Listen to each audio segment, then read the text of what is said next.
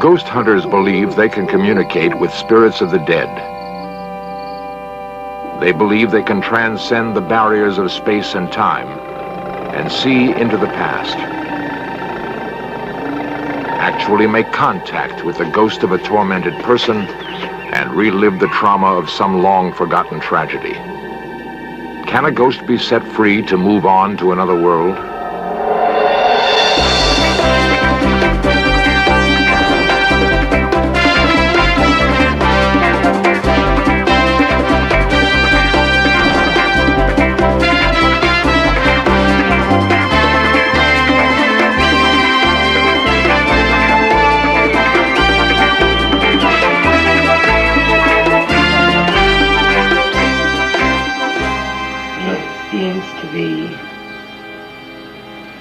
Almost frightened. This man seems frightened.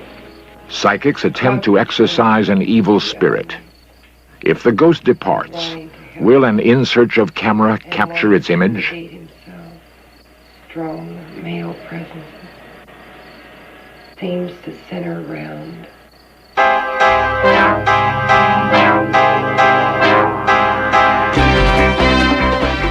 This series presents information based in part on theory and conjecture. The producer's purpose is to suggest some possible explanations, but not necessarily the only ones, to the mysteries we will examine.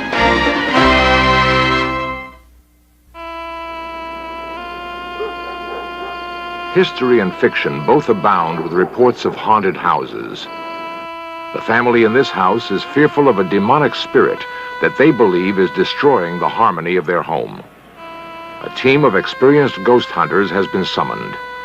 A psychic, seasoned in exorcisms, Sylvia Brown, is placed in a trance in order to make contact with the spirit.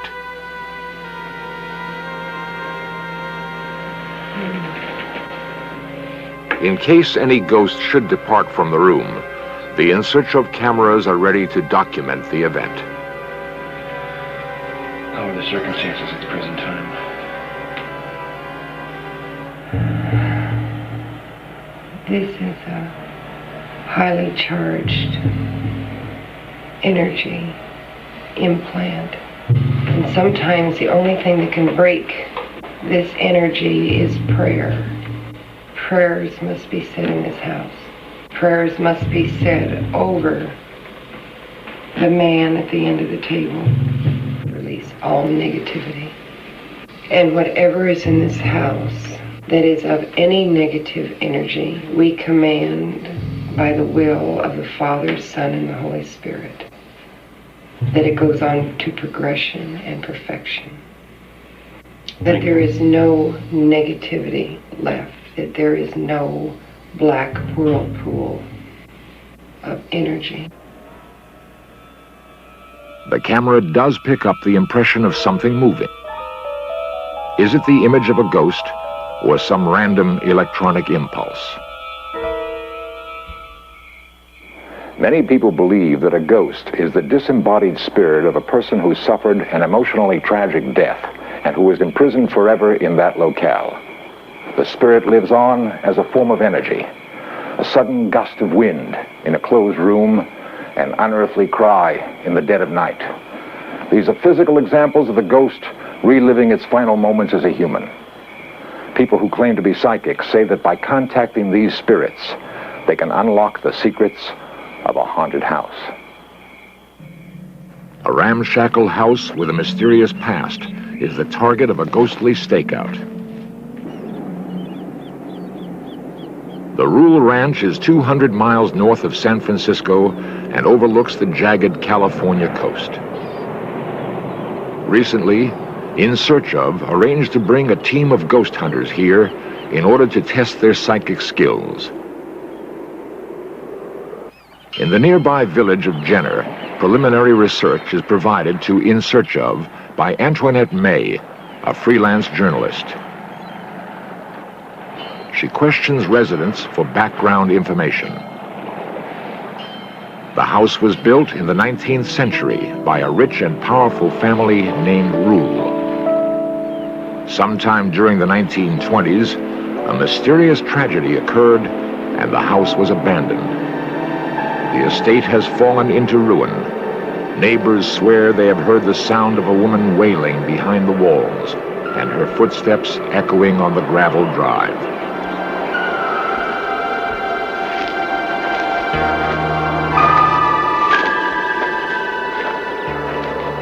Undaunted by the legend, new occupants moved into the house 6 months ago, so Antoinette follows up.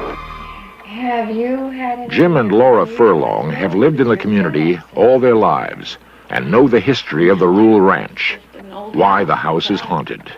But the Furlongs are not afraid of any ghost. Was there any indication that you might be moving into a haunted house? Did people warn you?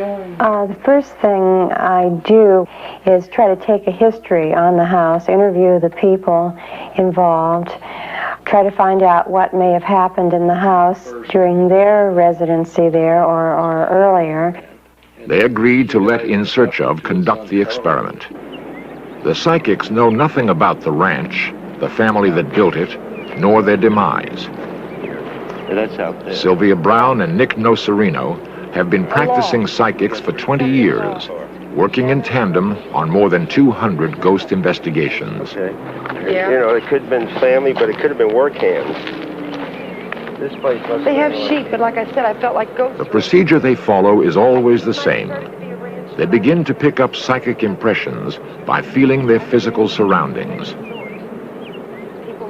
Then they make contact with the spirits and thus can learn of events that happened long ago. Really disconcerting.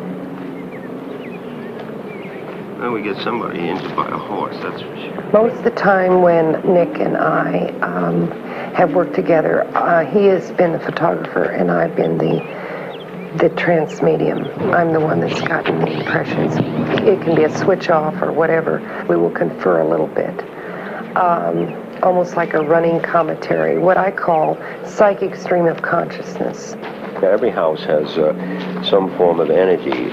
We use Sylvia, for instance, as a way of gathering energy. She seems to bring the energy in where we want it so we can photograph it and begin to diagnose it, because energy has certain patterns to it and it tells us some of the things we wish to know. Nick says that if a ghost materializes, it appears as a flash of light, too quick for the eye to see. Maybe one more of the house right up. By using high-speed film, he can catch that image. According to Nick, when a house is inactive, as in this picture, his photograph appears normal. But when the same house is alive with the presence of a ghost, the photo lights up as if it's on fire.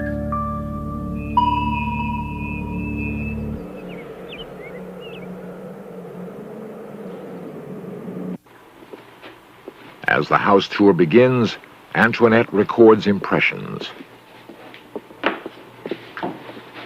In the case of Sylvia and Nick, I try very hard to verify their stories. I have never gone on a house investigation with either of them that they haven't come up with amazing hits. Not even this. I see a baby. Sylvia and Nick claim they can conjure up images of the people who lived in the house long ago. 11, 12, 13. Going from room to room, the story is pieced together. But right looking out at the window, we saw her. Yeah, coming up the path, you can see a woman in this window.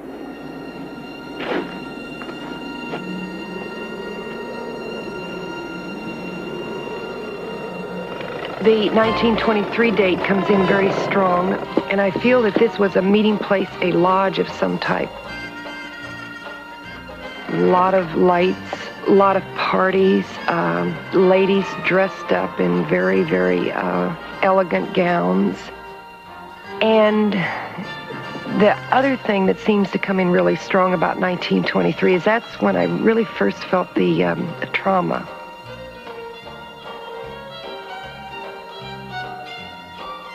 I want to say Carmelita, dark hair, dark eyes, beautiful dresses, very lacy, very frothy looking, the kind of petite little kind of a accentuated chin, but I think she compensated by that by wearing a lot of rouge. Get the feeling of hopping around. It needs to be very female-dominated. Yeah, this house is dominated by one man. He's a well-to-do man. Apparently he's got money. He's used to having his way. He's, I would say, a very obstinate man, a very stern man. He's a controller. He's a ruler. You sure you're not picking up John Rule or John Ruler? Because it seems to fit together. See, yeah, John Rule. John Rule. Whoever he is, I don't like him. Do you have any feeling of anything really dramatic happening here? The girl's crying for some reason. Now, you know, I mentioned to you about the fact that she was going to be engaged, I think, but I don't think it ever culminated. The traumas that surround this place is basically female. And there was almost like an insanity type of thing going on with this female who was lost, almost running blindly, not being able to find her way. And I think she's dead. The feeling that the girl died mysteriously prompts the psychics to explore the grounds overlooking the sea. Nick experiences a strong impression of what may have happened. Weakness bothers him. Well, my feeling is that he doesn't think very much of women other than the fact that to be used. I feel that somebody was very, very upset, distressed, running away from somebody. But I also think somebody took the cliff. Because right down here you get this really strong feeling of depression, running, afraid, breathing hard, heavy.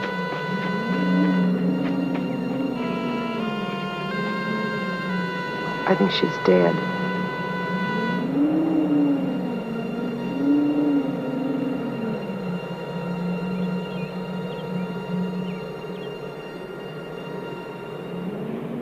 We checked later with Jim Furlong and older local residents.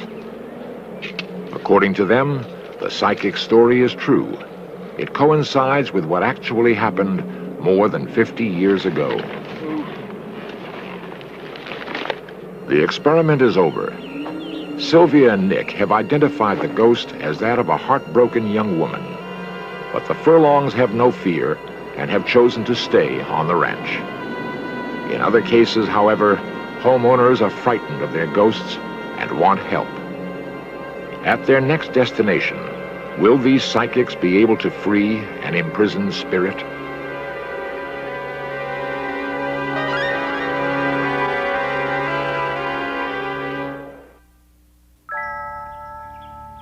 Nestled in the foothills of the Sierra Nevada mountains of California is a country inn called the Vineyard House. It has been a way station for weary travelers ever since the days of the gold rush. Journalist Antoinette May was contacted by the owners of the inn because they believe their property is haunted. The house was built by Robert Chalmers, a miner who became rich during the gold rush of 1849. But tragedy struck when Chalmers went insane at the peak of his success. His house has been plagued by unexplained phenomena ever since. Recently, experiences have become so chilling that guests, such as Marion Sharp, are afraid to spend the night. Marion had come here for a weekend vacation, but did not have a restful visit. I awakened around 4 in the morning with an overwhelming sense of anxiety and terror, as if I had awakened from a very bad dream, but I had not had a bad dream. I was immobilized with fear. There was an acceleration of pulse and heart, and I felt terribly warm and highly agitated, and I was fighting tears for a period of time, and then finally I was crying. And overhead there was a light footfall, as if a woman were walking back and forth across the room. Then there began a series of banging doors, one after another, slamming. We could see nothing in the dimly lit corridor, but we could hear the slamming and banging at doors. Well, I'd be pleased to come to dinner, but there is no way that I would ever think to stay a night. Never.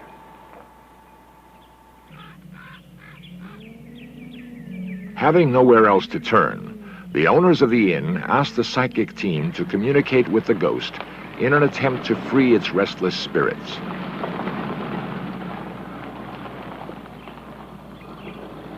Anxious to help, the psychics decide to spend the night.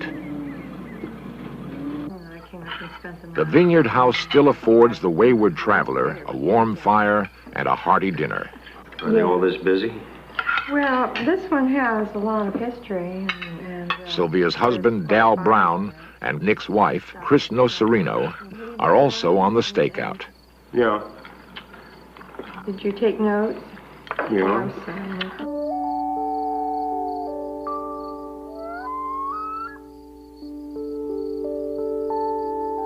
As they ready for sleep, the psychics jot down their initial feelings.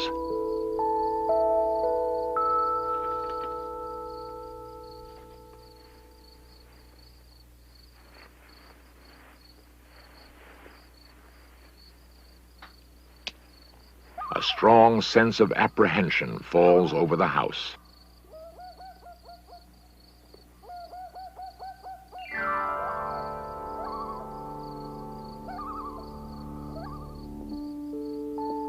Hearing strange noises, Nick ventures into the hallway and begins to pick up psychic vibrations.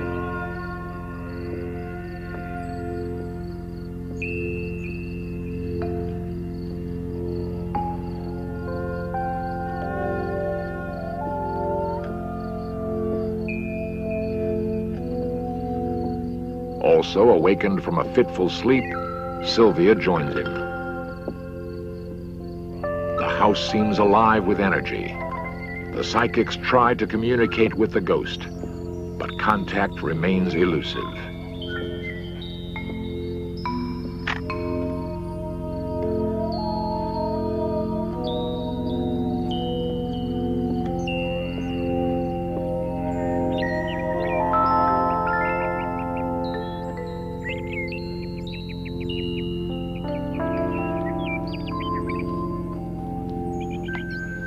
Early in the morning, our ghost hunters enter the cemetery where the bodies of the original owners, Louise and Robert Chalmers, are buried.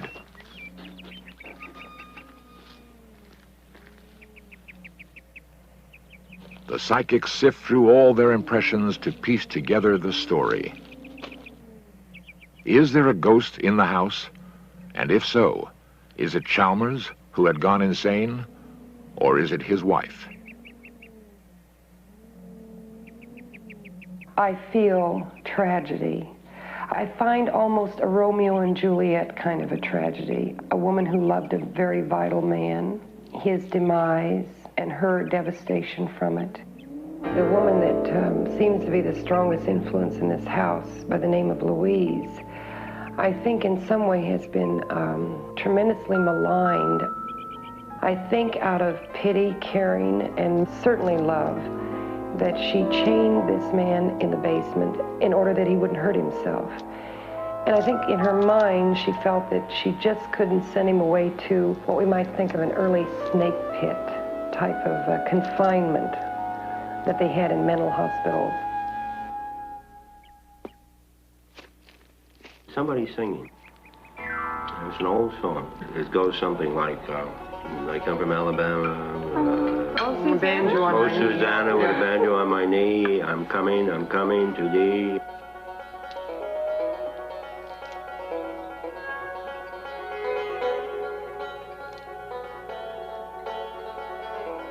I feel that Louise is still in a protective situation in the house.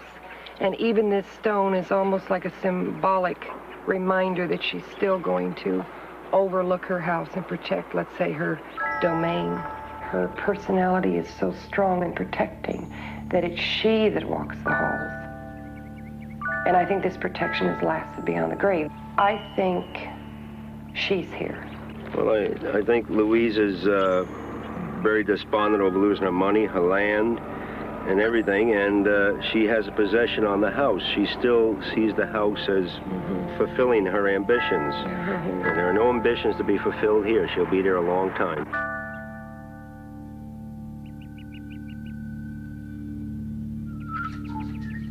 Sylvia and Nick say they are unable to expel the spirit of Louise because her presence, her guilt, is too strong. Ghost hunting is at best an inexact process.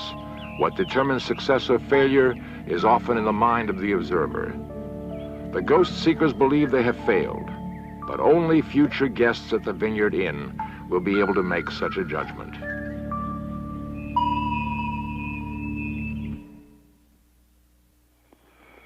Psychics who are sensitive to the supernatural claim it is possible to contact the spirits in a haunted house.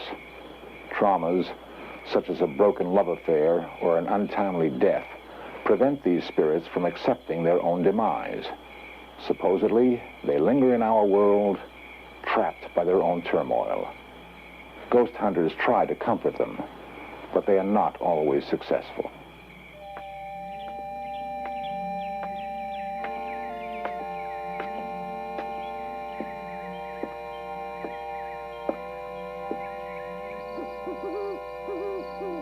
Sometimes the ghost may be freed from bondage. Sometimes it may be imprisoned in its earthly home for eternity.